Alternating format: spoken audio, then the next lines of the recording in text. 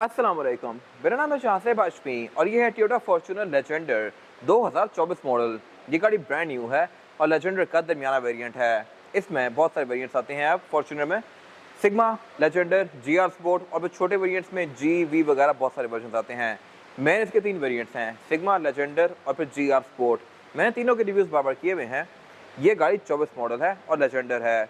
इसमें कुछ चीज़ें ज़्यादा आती हैं जीआर स्पोर्ट से भी, जो कि टॉप ऑफ लाइन वर्जन होता है। वो क्या है मैं कवर करूंगा इस रिव्यू में, लेकिन फिलहाल ये गाड़ी टॉप ऑफ लाइन से एक ट्रिम नीचे है सिर्फ। 2023 तक की गाड़ी टॉप ऑफ द लाइन थी, अब इससे ऊपर एक और ट्रिम आ गई है जीआर स्पोर्ट और वो भी मोर लेस ऐसी ही कार है। इंजन तीनों गाड़ियों में सेम आता है। ये तीनों एडवांस फीचर्स के लिहाज से मोर लेस सेम है, जिसमें इनमें कॉस्मेटिक डिफरेंसेस हैं। वो क्या है मैं कवर करूंगा इस रिव्यू में। फिलहाल अगर बात की जाए इस गाड़ी की तो ये ब्रांड न्यू है और इसकी प्राइस 2 करोड़ 8 लाख है। ये गाड़ी रेडी अवेलेबल है और साइकिल मोटरस्पोर्ट के पास खड़ी हुई है। अगर आपने इसके बारे में कोई इन्फॉर्मेशन लेनी है तो आप इस दिए गए नंबर पर कॉल कर सकते हैं या फिर आप साइकिल मोटरस्पोर्ट को विजिट कर सकते हैं, जो कि रावलपिंडी में DH2 के गेट 1 के ऑपोजिट लोकेटेड है। साइकिल मोटर्स के टोटल 2 ब्रांचेस हैं, एक रावलपिंडी में मरी रोड पे और फिर एक रावलपिंडी में ये वाली ब्रांच। इन दोनों ही ब्रांचेस पे गाड़ियों की बाइंग एंड सेलिंग के साथ साथ गाड़ियों के काम भी किए जाते हैं, जैसा कि tents, wrap, ceramic coating, PPF, graphene coating. यहाँ पे गाड़ियाँ फेसलिफ्ट भी की जाती हैं और इसके अलावा यहाँ फिर एक पेंट बुक भी अवेलेबल है। तो गाड़ियों की modification, buying and selling, car care या किसी भी तरह के काम के लिए cycle Motors and cycle motorsports is the place. Overall, it's a great Legender, and today I'm going to review it. Let's start with the exterior of this car. Looks के लिहाज से ये गाड़ी पिछली किसी फॉर्च्यूनर से बहुत ज़्यादा बेहतर कर दी गई थी जब तक ये टॉप ऑफ लाइन वर्जन थी। इसके बाद इस गाड़ी का एक और वर्जन आ गया GR स्पोर्ट और उसके बाद ये गाड़ी काफ़ी सिंपल लगने लग गई। किस तरह से मैं कवर करूँगा आगे इस रिव्यू में। फिलहाल अगर बात कीजिए इस गाड़ी की हेडलाइट्स की तो ये हेडलाइट लेजेंडर में इंट्रोड्यूस करवाई गई थी। इससे पहले जो सिग्मा आती थी या इवन आज भी जो सिग्मा आती है उसकी हेडलाइट डिज़ाइन काफ़ी सिंपल सा है इससे। और बाय द वे ये हेडलाइट इतनी पतली शुरू से नहीं थी, पहले हेडलाइट डिफरेंट आती थी। इसको फेसलिफ्ट किया गया था 2021 में। 21 वाले फेसलिफ्ट में सिर्फ इसकी लुक्स ही नहीं बल्कि इंजन के अंदर भी रिफाइनमेंट्स की गई थी और वो सब मैं कवर करूँगा। बाकी अगर बात की जाए हेडलाइट के इंटरनल्स की तो इसमें ये 4 DRL दे दी गई हैं और इसके अलावा इसमें 2 पॉइंट लो के लिए हैं, 2 हाई के लिए हैं। बाहर वाले 2 पॉइंट्स लो के हैं जिनमें प्रोजेक्शन लैंप है, अंदर वाले पॉइंट्स हाई के लिए हैं जिसमें LED दी गई है। और इसके अलावा इसमें DRL यहाँ पर नीचे भी आती हैं। ये बेसिकली इसकी पार्किंग भी है और DRL भी है और यही इसकी इंडिकेटर में भी स्विच करती है इंडिकेटर ऑन करने पे। फिर इसके अलावा फॉग लैंप भी ये गाड़ी LED में ऑफर करती है, जो कि एक अच्छी चीज़ है। और इसमें पार्किंग सेंसर्स भी आते हैं। ये गाड़ी लेजेंडर है और ब्लैक में है तो इसमें सब कुछ ब्लैक आउट लग रहा है, लेकिन अगर आप ये गाड़ी व्हाइट में या किसी और कलर में रहते हैं तो फिर आपको इसके ब्लैक वाले एक्सेंट्स विजिबल होंगे। इसमें ये वाला एरिया और बम्पर का ये वाला एरिया ये ग्लॉस ब्लैक में आता है, बट इसकी भी एक बड़ी स्टाइलिश सी लुक आती है, तो ये हर किसी की अपनी चॉइस है। बाकी टोयोटा के एम्ब्लम इसमें ये प्रॉपर फिजिकल दिया गया है। GR स्पोर्ट में प्रिंटेड आ गया था क्योंकि बाहर की कंट्रीज़ में यहाँ पर रडार आता है, लेकिन पाकिस्तान में रडार क्योंकि ऑफर नहीं करते तो GR स्पोर्ट का ये वाला एम्ब्लम ब्लैक ही है अंदर से। बाकी इसके अलावा बम्पर वगैरह लुक्स के लिहाज से काफ़ी एग्रेसिव है। हेडलाइट्स में डे और नाइट को सेंस करके ऑटोमेटिकली ऑन और ऑफ होती हैं, लेकिन वाइपर्स में रेन सेंसिंग नहीं दिए गए, जो कि अगर होते तो मेरे ख्याल से बहुत अच्छी बात थी क्योंकि ग्रैंडी में आते हैं। ग्रैंडी इससे बहुत ज़्यादा सस्ती भी है और बहुत लेवल नीचे भी है, बट स्टिल वो गाड़ी जब वाइपर रेन सेंसिंग ऑफर कर सकती है तो मेरे ख्याल से यहाँ पे आने चाहिए थे। और ऐसा नहीं है कि एक गाड़ी छोटी ट्रिम हो, ये भी top of the line trim ही है ऑलमोस्ट। बाकी ऊपर यहाँ पे कोई सेंसर्स वगैरह नहीं दिए गए। और अगर बात की जाए इस गाड़ी की साइज़ की तो साइज़ के लिहाज से ये गाड़ी एक मिड साइज SUV है। इससे ऊपर ही कैटेगरी पे प्राडो आती है और उससे ऊपर फिर V8 वगैरह आती हैं। ये गाड़ी आप कह सकते हैं कि स्पोर्टेज और प्राडो के बीच की चीज़ है, लेकिन ये गाड़ी प्रॉपर एक SUV है। हाइट के लिहाज से ये SUV की तरह ही ऊँची है। सस्पेंशन इसमें प्रॉपर आता है। ये गाड़ी है भी पार्शियल 4x4, आप इसको 4x4 4x2 में स्विच कर सकते हैं। और इसके अलावा एंटी SUV इस गाड़ी में आसान है, लेकिन ये बेहतर हो सकता था अगर इसमें ग्रैब हैंडल आ जाता। ये मैं आगे डिमॉन्स्ट्रेट करूंगा अभी। डोर हैंडल इसमें क्रोम में दिए गए हैं क्योंकि ये गाड़ी अपने टाइप की top of the line version है। इसके अलावा इसमें स्मार्ट एंट्री भी आता है, यानी कि मैं इस गाड़ी को यहीं से ही लॉक अनलॉक भी कर सकता हूँ दोनों साइड से। और इसकी विंडोज़ के आसपास भी क्रोम दिया गया है। अगर आप ये वाला एरिया देखें तो यहाँ पे कर्व है और ये कर्व बेसिकली फॉर्च्यूनर की सिग्नेचर लाइन है। सिग्मा में इसके की फॉब के ऊपर ही लाइन बनी हुई होती है और ये लाइन वैसे भी आप देख के आपको आइडिया हो जाएगा कि ये गाड़ी फॉर्च्यूनर है। ये मेरे ख्याल से एक अच्छा टच है टोयोटा की तरफ से। और अगर बात की जाए इस गाड़ी की साइड प्रोफाइल की तो यहाँ पे सब कुछ काफ़ी स्मूथ और फ्लोई सा है। ट्रैक्टर लाइन यहाँ पे बिल्कुल बेसिक सी दी गई हैं, जो कि थोड़ी बहुत एरिया के बाद फेड हो जाती हैं। और इसके अलावा फीचर्स यहाँ पे ठीक दिए गए हैं। इस तरह से कि इस गाड़ी के साइड मिरर रिट्रैक्टेबल हैं, एडजस्टेबल हैं, लेकिन ऑटो वाला फीचर नहीं आता। ये चीज़ प्राडो वगैरह ऑफर करती हैं, बट इसमें नहीं है। और इसके अलावा इसके साथ मिरर के नीचे यहाँ पे पडल लैंप्स दिए गए हैं। हेडलाइट जो है ये बहुत ही पीछे तक आ रही है और यहाँ पे मिरर लगाने की जगह ही नहीं बची। ट्रिम इस गाड़ी में 18 इंचेस के हैं। लेजेंडर में अलग रिम है, सिग्मा में अलग है, जीआर में अलग है, ये सब मैं कवर करूंगा आगे इस रिव्यू के अंदर। और अगर बात की जाए इस गाड़ी के रेयर एंड की, तो ये भी लुक्स के लिहाज से बहुत ज़्यादा खूबसूरत है। मेरी ओपिनियन में ये लुक प्राडो वगैरह से भी ज़्यादा बेहतर है, क्योंकि इसमें टेल लाइट्स काफ़ी अग्रेसिव दी गई हैं और इसके अलावा फेसलिफ्ट में टेल लाइट चेंज कर दी गई थी। प्री फेसलिफ्ट कार में काफ़ी पतली सी एलईडीज आती थी, फेसलिफ्ट के बाद इसमें ये लावा एलईडी लेंस दे दिए गए और इसमें फिर इंडिकेटर और रिवर्स भी एलईडी में आ गया था। बाकी इसके अलावा टेलगेट गाड़ी पावर्ड ऑफर करती है सिग्मा से onward, Legender, GR Sport, Sigma, इन तीनों में टेलगेट पावर्ड आता है। छोटे वर्जन में, पेट्रोल वाले वर्जन में ये चीज़ मैनुअल आती है। पेट्रोल में भी रिसेंटली फेसलिफ्ट के बाद पावर टेलगेट आना शुरू हो गया है। बाकी ट्रंक कैपेसिटी के लिहाज से भी ये गाड़ी अच्छी खासी स्पेशियस है और यहाँ पे थर्ड रो सीट्स भी दी गई हैं। ये गाड़ी एक प्रॉपर 7 सीटर एसयूवी है। अब इसकी थर्ड रो सीट्स को मैनुअली अनफोल्ड करेंगे और इसके बाद यहाँ पे 2 लोग बिठा सकते हैं और थर्ड रो पैसेंजर्स के लिए फीचर्स भी प्रॉपर दिए गए हैं। यहाँ पे कप होल्डर्स भी आते हैं, सीट बेल्ट्स भी आती हैं, एयर वेंट्स भी आते हैं, जो कि मेरे ख्याल से एक अच्छी चीज़ है। टेलगेट की हाइट को एडजस्ट करने का तरीका यह है कि इसके टेलगेट को मैं किसी भी हाइट पर लेके आऊँगा और वहाँ पे फिर बटन को दबा के रखूँगा तो ये गाड़ी 4 दफ़ा बीप करेगी और अब इसकी नई हाइट सेट हो गई है। जब भी मैं इसको ओपन करूँगा तो ये टेलगेट इतना ही ओपन होगा, इससे ऊपर नहीं जाएगा। ये चीज़ सब काम आती है कि अगर आपकी सीलिंग वगैरह कोई बहुत ज़्यादा ऊँची नहीं है और ये इसको हिट कर सकता हो। अब अगर मैं इसको ओपन करूँगा तो ये सिर्फ उसी लेवल तक जाएगा इस तरह से। और इसको रीसेट करने का तरीका ये है कि इसको मैं मैनुअली फुल ऊपर करूँगा और अब इस बटन को दबा के रखूँगा तो फिर ये बीप करेगी और अब ये इसकी हाइट रीसेट हो गई है। तो ये मेरे ख्याल से एक अच्छी चीज़ है और मोस्टली कार्स में आप टेलगेट की हाइट को इसी तरह से सेट करते हैं। बाकी इसके अलावा इसकी ट्रंक की गार्निश भी है, ग्लॉस ब्लैक में दी गई हैं। वाइपर ऑफर करती है बैक पे, स्पॉइलर ऑफर करती है, बम्पर की लुक्स भी एग्रेसिव हैं और इसमें पार्किंग सेंसर्स भी आते हैं। इसके अलावा यहाँ पे कुछ खास है नहीं। इसके बाद अगर बात कीजिए इस गाड़ी के इंटीरियर की, तो ये लेजेंडर का इंटीरियर है। फॉर्च्यूनर में 3 मेन वर्जन आते हैं, तीनों में ही डिफरेंट इंटीरियर्स हैं। सिग्मा में इंटीरियर ब्राउन आता है, जीआर स्पोर्ट में ऑल ब्लैक आता है लेकिन रेड थोड़े स्पॉट्स दिए गए होते हैं उसमें कहीं ना कहीं। ये लेजेंडर है और इसमें एम्बियंट लाइट्स आती हैं यहाँ पे। इन पे आगे डिटेल में बात करूंगा। अभी फिलहाल अगर बात की जाए इस गाड़ी के स्टीयरिंग व्हील की, तो स्टीयरिंग के लिए गाड़ी 3 स्पोक ऑफर करती है। लेफ्ट और राइट स्पोक को डिफरेंट कंट्रोल्स दिए गए हैं। लेफ्ट स्पोक पे जो कंट्रोल्स हैं ये मल्टीमीडिया के हैं, राइट पे जो कंट्रोल्स हैं यहाँ से आप इसके एमआईडी के बीच में नेविगेट कर सकते हैं। और इसके अलावा ये गाड़ी क्रूज कंट्रोल भी ऑफर करती है लेकिन ये क्रूज एडाप्टिव नहीं है। इसके अलावा ये गाड़ी पैडल शिफ्टर ऑफर करती है जो कि एक अच्छी चीज़ है। लेजेंडर और जीआर स्पोर्ट में स्टीयरिंग के अंदर रेड कलर की स्टिचिंग दी गई होती है जो कि इसकी लुक को बेहतर बना रही है और इसके स्टीयरिंग पे ये वुड की ट्रिम्स भी दी गई हैं। और अगर बात की जाए हेडलाइट्स की, तो ये ऑटोमेटिक फीचर के साथ आती हैं, यानी कि डे और नाइट को सेंस करके ऑटोमेटिकली ऑन और ऑफ होंगी। और इसके अलावा वाइपर भी इसमें नॉर्मल से दिए गए हैं। हेडलाइट के साथ इसकी फॉग भी दी गई है क्योंकि फॉग इसमें कमजोर से आती हैं।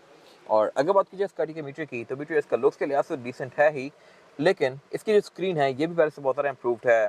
जो 2017-18 में फॉर्च्यूनर आती थी उसकी स्क्रीन बिल्कुल बेसिक सी थी, ये स्क्रीन क्वालिटी के लिहाज से बेहतर है। और ये आपको एक चीज़ अब एक्स्ट्रा शो करवाती है और वो है tyre turning radius. Tyre turning radius Fortuner में शुरू से नहीं आ रहा, फेसलिफ्ट के बाद एक फीचर दिया था इसमें, और इसमें गाड़ी के टायर कितने टर्न हो रहे हैं वो चीज़ आपको ये गाड़ी शो करवाएगी। लेकिन अगर आप गौर करें तो ये प्राडो बनी हुई है, ये मेरे ख्याल से एक बहुत वियर्ड चीज़ है। फॉर्च्यूनर में एटलीस्ट एनिमेशन तो वो बेहतर बना सकते थे, बट टोयोटा ने इस पर ज़्यादा गौर नहीं किया और इसमें वही एनिमेशन ठोक दी जो कि प्राडो में यूज़ की जाती है। तो ये मेरे ख्याल से एक वियर्ड चीज़ है। ये लिटरली एक प्राडो का टॉप डाउन व्यू है। बाकी यहाँ पे ये गाड़ी इको स्कोर, एवरेज, सेटिंग्स, गाड़ी के मैसेजेस, ये सारी चीज़ें शो करवाती है। और ये गाड़ी क्योंकि डीजल है तो इसका इंजन 4.4 पर जाकर रेड लाइन करता है। स्पीड लिमिट इस गाड़ी की 200 किलोमीटर/आवर पे है। और बाकी मीटर की हाउसिंग इसकी डिसेंट सी है, ये लेदर के फिनिश में है और यहाँ पर लेजेंडर के इंटीरियर जैसी स्टिचिंग कंटिन्यू करती है। बाकी डैशबोर्ड इसका साइज़ के लिहाज से बहुत ज़्यादा बड़ा नहीं है, ये हार्डली 1.5 फुट का है। और बाकी ये गाड़ी डैशबोर्ड टोटल 4 स्पीकर ही ऑफर करती है। इन एयरवेंट से नीचे पे इसकी मल्टीमीडिया स्क्रीन दी गई है और स्क्रीन में ब्लूटूथ, ऑक्स, नेविगेशन, यूएसबी ये सारी चीज़ें आती हैं। लेकिन ये स्क्रीन जीआर स्पोर्ट की स्क्रीन से थोड़ी सी डिफरेंट है। जीआर स्पोर्ट की स्क्रीन फीचर्स के लिहाज से थोड़ी सी इससे बेहतर होती है, बट ये भी वो सारे मोटे मोटे फीचर ऑफर करती है जो कि आपको डे टू डे यूज़ में चाहिए होते हैं। फिर इसके आसपास जो ये फ्रिल्स दी गई हैं ये इसमें रेड और ब्लैक कलर की हैं और इसमें ये एम्बियंट लाइट्स कंटिन्यू करती हैं जो कि इसकी लुक को बहुत ही प्यारा बना रही हैं। ये चीज़ सिर्फ लेजेंडर में आती है, जीआर स्पोर्ट में नहीं दी गई और ये काफ़ी बड़ा ड्रॉबैक है जीआर स्पोर्ट का। हालांकि जीआर स्पोर्ट इससे ऊपर की ट्रिम है पर स्टिल उसमें ये चीज़ कट डाउन कर दी गई है। और इसके अलावा इस गाड़ी में एक और चीज़ जो कम की गई है सिग्मा से कंपैरेटिवली, वो है लॉकिंग की साउंड। इसको अगर आप लॉक करते हैं तो ये गाड़ी टीट टीट नहीं करती जैसा कि पुरानी फॉर्च्यूनर्स वगैरह करती थी या पुराने रिवो करते थे। ये अगेन मेरे ख्याल से एक वियर्ड चीज़ है। फिर इसके अलावा मल्टीमीडिया स्क्रीन से नीचे इसका क्लाइमेट कंट्रोल दिया गया है। क्लाइमेट कंट्रोल ये गाड़ी टोटल 3 जोन ऑफर करती है, लेकिन फ्रंट पे 2 जोन्स हैं, यानी कि ड्राइवर और पैसेंजर दोनों अपनी मर्जी के लिहाज से क्लाइमेट कंट्रोल के टेम्परेचर को एडजस्ट कर सकते हैं। इसके अलावा रेयर पैसेंजर्स के लिए एक और जोन दी गई है, जो कि मैं बैक पे जाके कवर करूँगा। नीचे पर यहाँ पे इसके पावर आउटलेट दिए गए हैं, ब्लैक स्विचेस दिए गए हैं, डाउन असिस्ट कंट्रोल दिया गया है और इसके 4x4 की सिलेक्शन दी गई है। इसमें जो 4x4 की सिलेक्शन है वो है H2, H4 और L4।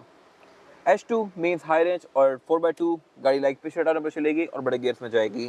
H4 means high gears और 4x4 गाड़ी सारे गियर्स को यूज़ करेगी और सारे टायरों को भी यूज़ करेगी। L4 मीन्स लो रेंज और 4x4 गाड़ी सिर्फ लो गियर्स में रहेगी और 4x4 पर चलेगी। L4 आप एक्सट्रीम ऑफ रोडिंग में यूज़ करेंगे। फिर इसके अलावा नीचे यहाँ पे एक ड्रॉट सी दी गई है, 2 कप होल्डर्स दिए गए हैं और इससे पीछे इसका गेयर सेलेक्टर दिया गया है। इसमें जो गेयर सिलेक्शन है वो है PRND की और इसको स्पोर्ट्स में करके मैं मैनुअल भी चला सकता हूँ, यहाँ से भी और यहाँ से भी। मैनुअल के इसमें 2 ऑप्शंस दिए गए हैं। इसके अलावा उससे पीछे इसके ड्राइव मोड दिए गए हैं, जो कि है इको, नॉर्मल और स्पोर्ट, और फिर साथ इसकी हैंड ब्रेक दी गई है जो कि ट्रेडिशनल है। पीछे पर इसका ट्रैक्शन कंट्रोल का ऑन ऑफ करने का बटन दिया गया है, डिफरेंशियल लॉकिंग दिया गया है, 3 ब्लैंक स्विचेस हैं और सेंटर कंसोल है। सेंटर कंसोल इसका साइज़ के लिहाज से बहुत स्पेशियस नहीं है, बट इसमें कूल बॉक्स यहाँ नहीं आता बल्कि यहाँ पे दिया गया है, वो मैं कवर करूँगा अभी। फिलहाल अगर बात की जाए इस गाड़ी की सीट्स की, तो सीट्स इसकी परफोरेटेड हैं, यानी कि इनमें पंच होल्स दिए गए हैं। ये सीट्स पूरी ही लेदर की फिनिश में है और डुअल कॉम्बिनेशन में है, ब्लैक और रेड के। और ड्राइवर की सीट इस गाड़ी में इलेक्ट्रॉनिकली एडजस्टेबल है, यानी कि मैं इसको बटन से आगे पीछे कर सकता हूँ, तो ये मेरे ख्याल से एक अच्छी चीज़ है। इसके डोर्स के अंदर एम्बियंट लाइट्स आती हैं। ग्लव कंपार्टमेंट इसमें 2 दिए गए हैं। एक ऊपर वाला कंपार्टमेंट ये बेसिकली कूल बॉक्स है, इसमें एयर का वेंट दिया गया है और फिर नीचे यहाँ पे ये मेन स्टोरेज बॉक्स दिया गया है। और बाकी विंडोज इस गाड़ी में सारी ही सिंगल टैप वाली हैं, यानी कि इनको मैं सिंगल टैप से फुली रोल डाउन या रोल अप कर सकता हूँ लाइक दिस। और इसके अलावा इस गाड़ी की साइड मिरर भी रिट्रैक्टेबल है। ये गाड़ी पुश स्टार्ट ऑफर करती है, पार्किंग सेंसर्स ऑफर करती है। वैनिटी मिरर इसमें ड्राइवर और पैसेंजर दोनों के लिए आते हैं विद अ लाइट जो कि ऑटोमेटिकली ऑन और ऑफ होती है। कैबिन लाइट्स इसमें LED में दी गई हैं और इसके अलावा यहाँ पर सनग्लास होल्डर भी आता है एंड दैट्स इट। ये गाड़ी सनरूफ नहीं ऑफर करती। फॉर्च्यूनर में वर्ल्ड वाइड सनरूफ नहीं आती, ऐसा नहीं है कि सिर्फ पाकिस्तान में ना आती हो। और उसकी वजह यह है कि इससे ऊपर की जो कैटेगरी बनती है वो है प्राडो, और प्राडो सनरूफ ऑफर करती है। तो टोयोटा खुद चाहता है कि आप फॉर्च्यूनर से मूव ऑन करके प्राडो पे जाएं, तो उसका बेसिकली आपको कन्विंस करने का तरीका ये है, इससे सनरूफ निकाल दिया है। इसके अलावा इसका रूफ लाइनर और बाकी सारा इंटीरियर ब्लैक में है। सिग्मा में रूफ लाइनर ग्रे आता है। और इसके अलावा एयरबैग की गाड़ी टोटल 3 ऑफर करती है, एक स्टीयरिंग व्हील में, एक डैशबोर्ड में और फिर एक ड्राइवर की नींव में एंड दैट्स इट। इसके अलावा यहाँ पे कुछ खास है नहीं। ये फॉर्च्यूनर में रेयर पैसेंजर की सीटिंग कैपेसिटी की तो ये तो ठीक है, लेकिन यहाँ पे एंट्री एग्जिट के लिए कोई ग्रैब हैंडल नहीं दिया गया। अगर आप SUV यूज़ करते हो तो उसमें चढ़ते हुए सबसे पहले आपका हाथ यहाँ पे जाएगा, लेकिन यहाँ पे कुछ है नहीं। तो ये मेरे ख्याल से एक बहुत ही वियर्ड चीज़ है। रेवो, प्राडो ये सारी गाड़ियाँ यहाँ पे ग्रैब हैंडल्स ऑफर करती हैं, लेकिन आई एम नॉट श्योर कि इसमें क्यों निकाल दिया गया। ये लिटरली इसमें चढ़ने के लिए काफ़ी कन्वीनियंट चीज़ होती है, बट इसमें नहीं दी गई, तो अब इसमें इस तरह से चढ़ के बैठा करेंगे। तो ये मेरे ख्याल से एक वियर्ड चीज़ है। मेरे पास लेग रूम का बिल्कुल भी कोई इशू नहीं है और हेडरूम का भी। तो यहाँ पे लंबा बंदा भी बैठ सकता है, लेकिन इसमें टोटल 3 लोग बैठ सकते हैं बैक पे कंफर्टेबली। 4 लोग आना चाहें तो वो आ जाएंगे, लेकिन फिर फंस जाएंगे। प्राडो में बैक पे 4 लोग भी एडजस्ट किए जा सकते हैं। बाकी इसके अलावा फीचर्स यहाँ पे डिसेंट दिए गए हैं। इस तरह से रेयर पैसेंजर्स के लिए C2C पावर आउटलेट दिए गए हैं। नीचे अंडरवुड का पावर आउटलेट दिया गया है, सेंटर में सेंटर कंसोल दिया गया है और इसमें कप होल्डर्स भी हैं जिनको आप इस तरह से निकाल सकते हैं। और बाकी ये गाड़ी रेयर पैसेंजर्स के लिए हेडरेस्ट भी ऑफर करती है। रेयर बेंचेस इसके रिक्लाइनेबल हैं, इनको मैं इस तरह से आगे और पीछे कर सकता हूँ लाइक दिस। और बाकी एम्बियंट लाइट्स इसमें बैक पे भी आती हैं। स्पीकर की गाड़ी बैक पे डोर्स में ऑफर करती है। ऊपर इसमें एयर वेंट्स दिए गए हैं और सिर्फ यही नहीं, सेंटर में क्लाइमेट कंट्रोल भी दिया गया है। क्लाइमेट कंट्रोल गाड़ी 3 जोन ऑफर करती है, 2 जोन फ्रंट पे हैं, एक ये वाली जोन है। और बाकी सेंटर से गाड़ी थोड़ी सी नीचे है क्योंकि इसमें क्लाइमेट कंट्रोल के वेंट्स फिर रहे हैं। यहाँ पे कोई एयरबैग्स वगैरह नहीं दिए गए, जो कि होते तो मेरे ख्याल से अच्छी बात थी, लेकिन यहाँ पे सीट बेल्ट्स और ISOFIX के पोर्ट्स दिए गए हैं। बाकी रेयर विंडोज भी इसकी सिंगल टैप वाली हैं। इसके बाद अगर बात कीजिए इस गाड़ी के इंजन की, तो इंजन एक गाड़ी 2 में ऑफर करती है, 2.7 पेट्रोल और 2.8 डीजल। अगर आप फॉर्च्यूनर लेने जा रहे हैं तो आई हाईली रिकमेंड कि आप डीजल में लें, क्योंकि ये गाड़ी पावर के लिहाज से बहुत ज़्यादा बेहतर है, एवरेज भी अच्छी देती है और इसके अलावा इसकी रीसेल वैल्यू भी काफ़ी स्ट्रॉन्ग है और ये इंजन रिलायबल भी काफ़ी है। 2.7 वाली गाड़ी बिकती भी मुश्किल से है और है भी अंडर पावर और इसकी एवरेज भी इससे बुरी है। ये गाड़ी एवरेज आपको तकरीबन 70 के आसपास दे सकती है, यानी कि 10-11 किलोमीटर पर लीटर तक की, जो कि इतनी बड़ी गाड़ी के लिहाज से एक बहुत अच्छी एवरेज है। और इसके अलावा ये इंजन 1GD FTV है, जो कि फॉर्च्यूनर में शुरू से आ रहा है, लेकिन फेसलिफ्ट के बाद इसमें कुछ रिफाइनमेंट्स की गई थी। रिफाइनमेंट्स बेसिकली ये थी कि इसमें एक तो बैलेंस शाफ्ट ऐड कर दी गई, ये डीजल इंजन है तो इसकी वाइब्रेशन काफ़ी होती है, तो इसमें बैलेंस शाफ्ट के बाद इसकी स्टेबिलिटी बेहतर हो गई और इसके अलावा इसके टर्बो के अंदर भी कुछ रिफाइनमेंट्स की गई थी। अब ये गाड़ी 201 हॉर्स पावर प्रोड्यूस करती है, जबकि पहले ये 178 प्रोड्यूस करती थी। तो ये एक सिग्निफिकेंट इंप्रूवमेंट है पिछले इंजन के ऊपर। और इसके अलावा ट्रांसमिशन तो इसमें ऑटोमेटिक ही आती है।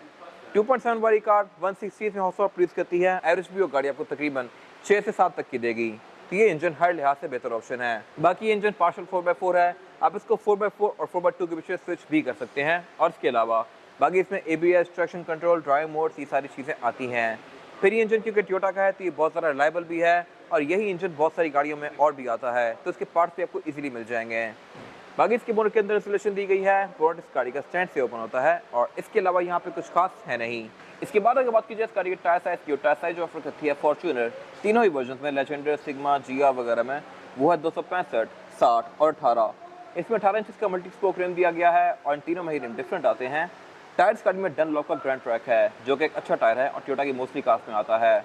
डनलॉप ग्रैंड ट्रैक रेवो में भी आता है, फॉर्च्यूनर में भी, प्राडो में भी और एलसीज में भी। और इसके अलावा ये गाड़ी फ्रंट पे डिस्प्ले ऑफर करती है। इसके अलावा ये गाड़ी पार्शल 4x4 है, आप इसको 4x4 और 4x2 के बीच में स्विच भी कर सकते हैं। सस्पेंशन इसमें ट्रेडिशनल है और बाकी इसके अलावा यहाँ कुछ खास है नहीं। ये था आज का रिव्यू। अगर आपको ये रिव्यू पसंद आया है तो इस रिव्यू को लाइक कीजिए, मेरे चैनल को सब्सक्राइब कीजिए और अगर आपके पास इस गाड़ी से रिलेटेड कोई भी राय है तो उसको कमेंट सेक्शन में शेयर जरूर कीजिएगा, ताकि वो लोग जो गाड़ी लेने वाले हैं वो आपकी राय से फ़ायदा उठा सकें। अपना ख्याल रखिएगा।